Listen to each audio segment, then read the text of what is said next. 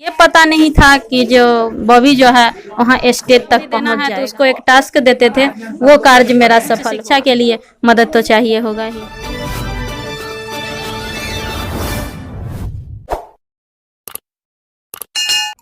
आपकी बेटा social media पर काफी वायरल हुआ, अचानक सोनू सूद की प्रोग्राम में चला गया। आप लोग को पता था या नहीं था? मतलब पता था कि सोनू सूद पटना बापू सभागार में आने वाले हैं, लेकिन ये पता नहीं था कि जो बॉबी जो है वहाँ स्टेज तक पहुँच जाएगा। और वहाँ पर पहुँचने के बजाय जब वहाँ पहुँच गया तब ऐसा लगा कि कहीं ना कहीं बचपन से जब हम उसको कोई भी चीज़ देने में एक मतलब जैसे कलम भी देना है तो उसको एक टास्क देते थे, वो कार्य मेरा सफल हुआ। वहाँ जाने के बाद जैसे बैठे हुए थे दूर ही, उतना तो देख ही रहे हैं, घर देखने से पता चल ही रहा है कि उतना कैपेसिटी नहीं था कि जो मतलब टिकट लेकर के वहाँ हाई रेंज में आगे में बैठे। ऐसा नहीं था, जनरल टिकट लेकर गए थे। और वहाँ पर जो है मतलब बॉबी जो है आगे वहाँ पर कह रहा था कि हम कुछ बोल देंगे।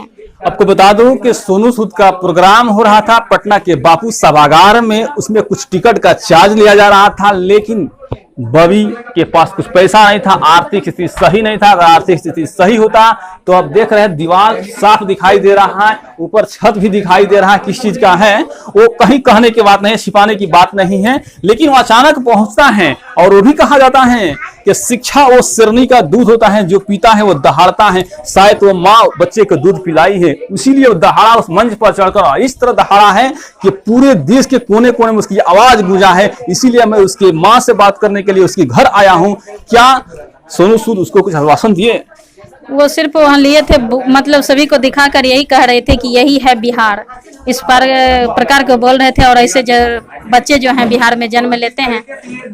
सोनू सूद अपने गोद में उस बच्चे को उठाते हैं और कहते हैं कि ये है बिहार। उसकी आवाज की खनखनाहट जो उठती है ना, इसी को लेकर सोशल मीडिया फैलता है कि कहते हैं कि मेरा बिहार दूसरा घर है। इसलिए कहते हैं कि बिहारियों से काफी लगाव है। जब कोरोना वैश्विक महामारी चरम पर था, उस समय सोनू सूद ने बिहारियों के खुलकर मदद किए थे। और जब पटना आए तो पटना के छात्रों और लड़कों, बच्चों, महिलाओं से जब मिले थे तो उनके अंदर जो खुशियां थी वो कहीं ना कहीं छिपाने लायक नहीं था। उसी कहानी में ऊपर उठता है एक बच्चा, एक चरदीवाली से घर से निकलता है, पटना पहुंचता है, अचानक पहुंचता है। वो शायद उसकी माँ बाप भी नहीं जानते थे कि मेरा बेटा मंच तक जाएगा, लेकिन वो मंच पर जाकर दहाड़ता है। दहाड़ने के बाद सोशल मीडिया में विख्यात पैदा होता है। अभी क्या आप खुशी हो रहा है?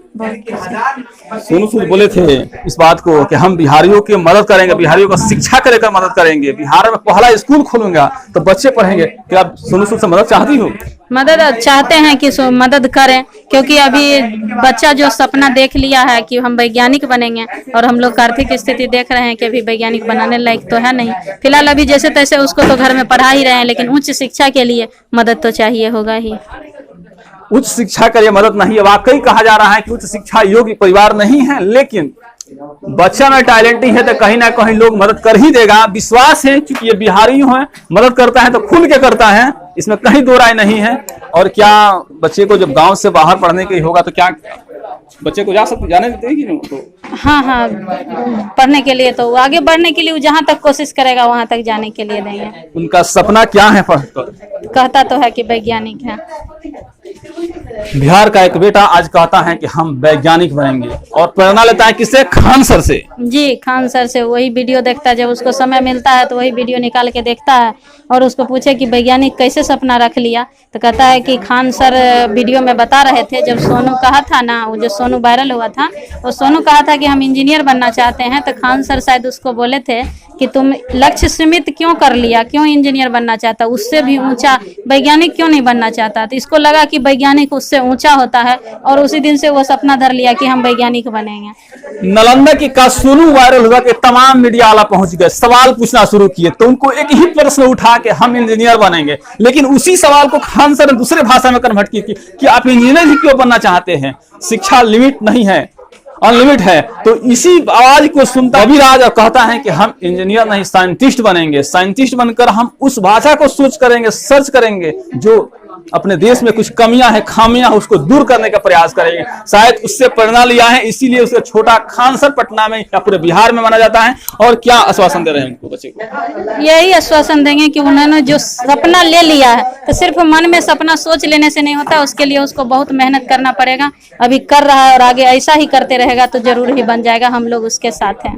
उसके पापा शिक्षक हैं, गुरु हैं, पापा हैं, क्या उसकी माँ भी टीचर हैं? जी, हम भी यहाँ उसके पापा जो हैं सो बड़े बच्चे को पढ़ाते हैं, होम ट्यूशन देते हैं और हम छोटे छोटे बच्चे के लिए स्कूल चलाते हैं। घर में ही छोटा मोटा स्कूल खोले हुए हैं।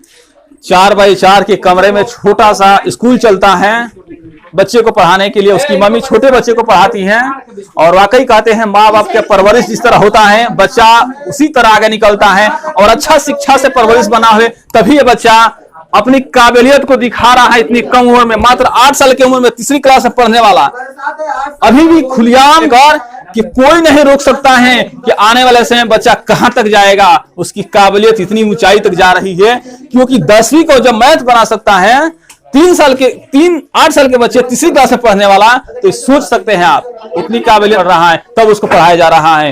ये सोच सकते कहीं ना कहीं हमसे 5 गुना वो तेज तरार है, 5 गुना वो चैलेंज दे रहा है किसी न किसी व्यक्ति को। तब तक देखते रहिए बॉबी राज के प्रति क्या आपका संवेदना है, कमेंट करके कमेंट बॉक्स में जरूर बताइए।